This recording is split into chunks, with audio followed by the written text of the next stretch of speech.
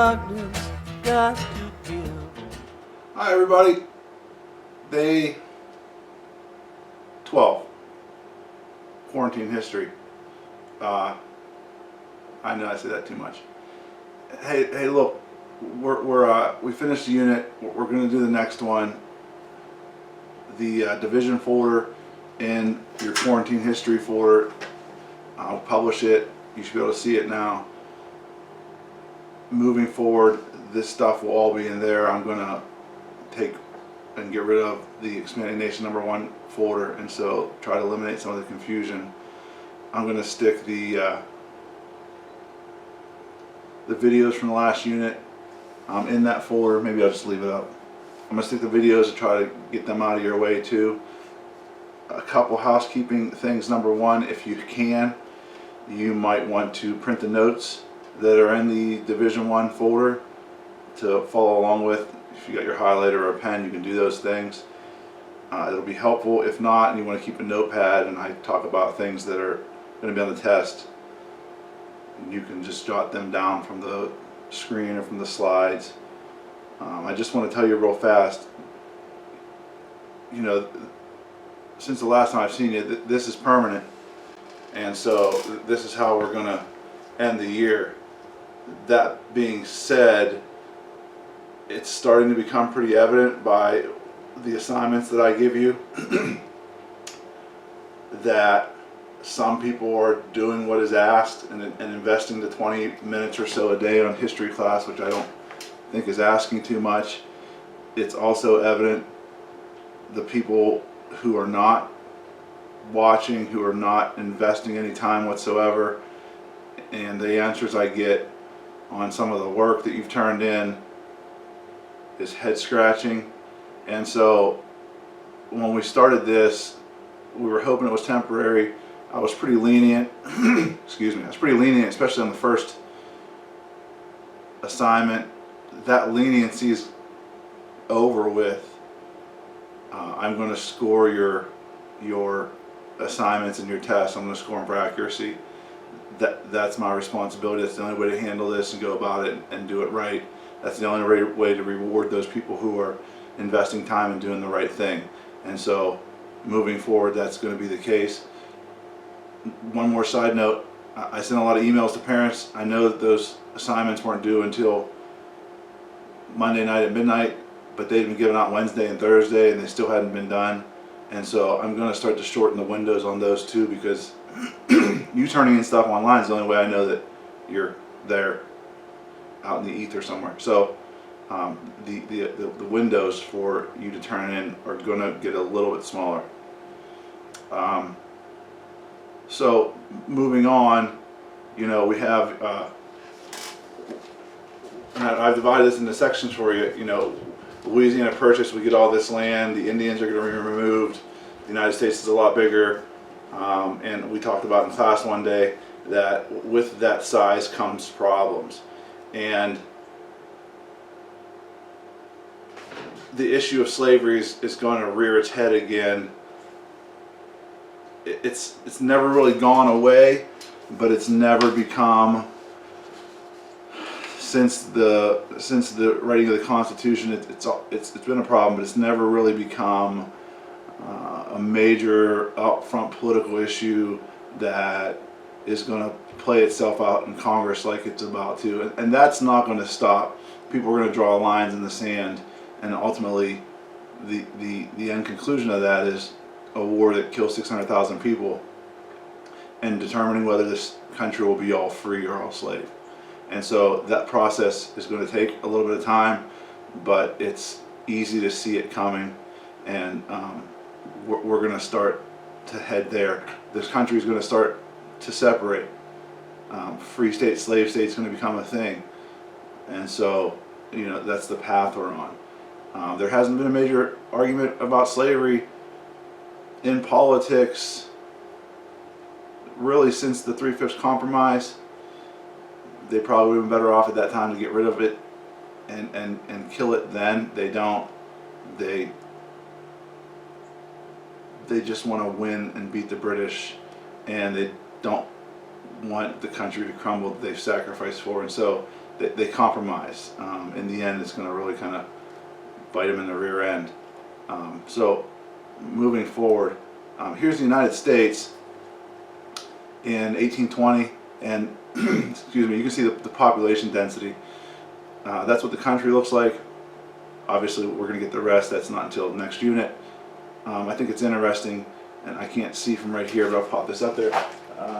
The green areas, there are fewer than 2 people per square mile.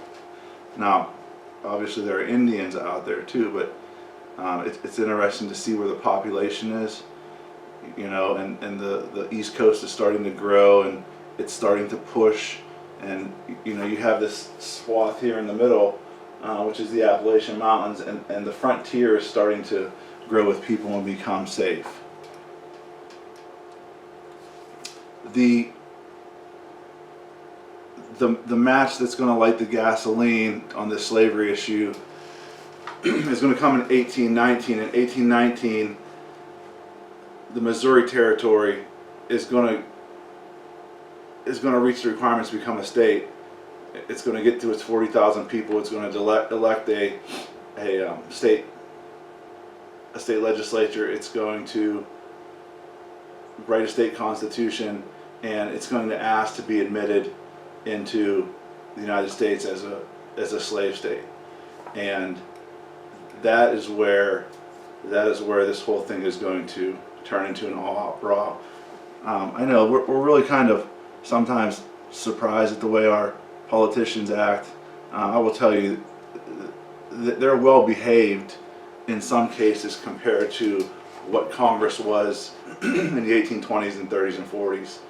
Guys were carrying guns and knives at that point to protect themselves, but it was not a nice place, and there was a lot of threats, a lot of violence, a lot of fighting, a lot of brawls, and the occasional duel between congressmen over certain issues. And this one's going to start to divide the country. And so Missouri wants in, and Missouri wants to be a slave state. At the time that Missouri asked for statehood, there were 22 states in the United States. By the way, if you're highlighting things that follow along, that's on the test. There's 22 states. 11 of those states were free, and 11 of those states were slave. Here is a quick list, and I don't have a picture to show you to put on the screen, so you have to kind of go off of the video here. There are the states, and there's the sequence that they came in. Obviously, you have the original 13, then Vermont a year later. It was 8 to 6. You added Kentucky and Tennessee. It became 8 free states to 8 slave states. You added Ohio and then Louisiana. It was 9 free states, 9 slave states. Then Indiana, Mississippi. It was 10 free states, 10 slave states. And then the last 2 were Illinois and Alabama. And so you had 11 and 11. And that's where the problem comes in. And I have to stop for a second. You know, there's a reason why at the beginning of the year, on the map test and the things that I was giving you, I tried to start pumping into your head, you know, Congress, the House of Representatives, the Senate, equal representation, proportional representation. All of that stuff that was done then was all done for this exact moment or this exact lesson today. Because it's hard, it's a little difficult to follow. It's going to be a major portion of your test. I'll get there in a second. But there's a few things you have to understand why people were so upset and why the southern states are going to get so angry. Number one, you should know the House of Representatives is proportional representation, which means the more people you have in your state, the more reps you got, the more power you have. And I just want to tell you real fast, the House of Representatives is run by the free northern states, and that is never going to change. The population during the Civil War and 40 years from now, in this story, the population is 4 to 1. It's 20 million to almost 5 million people. And so when it comes to the House of Representatives, the United States, the northern states, the free states, are always going to be in charge of that. And they're obnoxiously in charge. They have way more power than the southern states. And the southern states' power is inflated, larger than it actually even should be. So it should be worse, because you got to remember the southern states are getting to count their slaves as 3/5 of a person, determining their state population. And had they not been able to do that, it would have been even more obnoxious than it already is. For the southern states, the only way they can protect themselves in the government is that balance is maintained in the United States Senate. As long as they have as many votes as the free states, even if the House of Representatives passes a bill that they don't like, or excuse me, passes a bill that favors the northern states, or if the House of Representatives, and this hasn't happened, they fear it, if the northern states in the House passed a bill that tried to end slavery, as long as the southern states have the same amount of votes as the northern states in the Senate, they can kill it. And so the balance is critically important to them. The southern states will never have a chance of being in charge of the House of Representatives. Their only saving grace in this whole entire thing is that when it comes to the Senate, as long as they have as many votes as the northern free states, they can block anything that's harmful for them or anything they don't like. And so Missouri wants to come in as a slave state. And if Missouri comes in as a slave state, the balance will be upset, number one. Number two, the balance will then fall in favor of the southern slave states. In other words, they'll have 2 more votes than the northern states, which I think I've kind of got this across to you. The Senate's way more powerful than the House. Your vote, if you're a member, your vote is worth 4 times of that in a person in the House of Representatives, because there's 400 members in the House today, and there's 100 senators. And so if this whole Missouri thing passes, what's essentially going to happen is the half of the country that has the smallest, 1/4 the population, is going to be in charge of the most powerful house of the legislative branch of Congress in the United States. And as far as the people, the northerners who are in the House of Representatives, that's unacceptable. And so the House of Representatives, now for Missouri to become a state, it has to pass both houses of Congress. Congress has to approve it. And so the members in the House decide they're going to get cute. And the members in the House of Representatives are going to attach two caveats. I'm not sure what I have in here. They're going to attach 2 amendments to the passing of the Missouri, to Missouri coming a state. And here's what they are. Number one, they'll say yes to Missouri becoming a state if Missouri agrees to these 2 things. Number one, once Missouri becomes a state, no more slaves are allowed to be brought into Missouri. And number 2, they'll vote for Missouri to become a state as long as once Missouri becomes a state, every slave born in Missouri from that point forward at the age of 25 gains their freedom. And so essentially, and we would talk about this in class, but I don't have that time, essentially, what do those 2 restrictions guarantee are going to happen?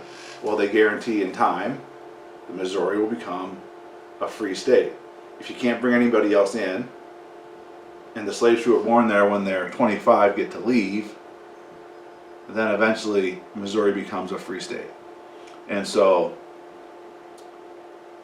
the House says we'll vote for Missouri as long as we can add these in there. Obviously, that is not going to fly with the southern states. They're furious over it. The guy who's going to come up with the compromise for this whole thing is a guy by the name of Henry Clay. Henry Clay, and he's going to come into play a lot in the rest of our story for the next 20, 30 years. Henry Clay, more than anything else in the whole entire, and he's quite a famous politician from Kentucky. Henry Clay wanted more than anything else in the whole entire world to be president. And for those of you who remember the president's song, and we've gotten to 16, I think, or close to Abraham Lincoln, I can't remember where we left off. Henry Clay wasn't one of those people. And so his aspirations of president are never going to happen. But man, I'm telling you right now, he wanted it more than anything else. Henry Clay's going to come up with a solution to solve the Missouri problem. I'll cover it very quickly now, and then I'm going to go into a lot more detail with it tomorrow, just so we're on the same page. Here's the solution. This is on the test, by the way. When I usually give this test at school, people always want to put those two attachments, no slaves are allowed to enter the state, and slaves born 20. That's not going to happen. It was a suggestion that's going to get shot down. Henry Clay's solution is a lot simpler. Henry Clay's solution is going to put the fire out, and here it is. And like I said, we'll go into more detail tomorrow. Number one, Missouri is going to be allowed to enter the United States as a slave state. In an effort to maintain the balance that the Senate has had almost in perpetuity since its existence, to maintain the balance, Maine is going to enter the United States as a free state. That way the balance is there and everyone's still happy. Where did Maine come from? If you remember earlier in the year, Maine was always part of Massachusetts, and so it was easy to kind of find a free state to add. Plus, it's awful weird having a state in two different places. And so Maine will become its own state. Maine will become a free state. Missouri will become a slave state. The balance in the Senate is kept. People who are members of Congress are happy with it. And then here's the final part of it that is really going to be the tricky part, the part that really doesn't really work that great. It's really a temporary solution to a serious problem. Essentially, they're just going to kick this thing down the road until 1850. The third part of the Missouri Compromise solution is slaves will be prohibited. Slavery will be prohibited from this point forward in any territories that are above 36 degrees in 30 minutes. In other words, they're going to draw an imaginary line, and I'll put this on the screen for you. They're going to draw an imaginary line at 36 degrees 30 minutes. And from now on, any new territory or state that comes in to the Union that's above that line will be a free state. Anyone that comes below the line will be a slave state. This is starting to run long. I'm sorry, but it's just what it is. Do me a favor, pause it, take a look at the map here for a minute, and try to figure out before tomorrow what the problem is. I'll see you tomorrow. One way or another, one way or another, this darkness got to give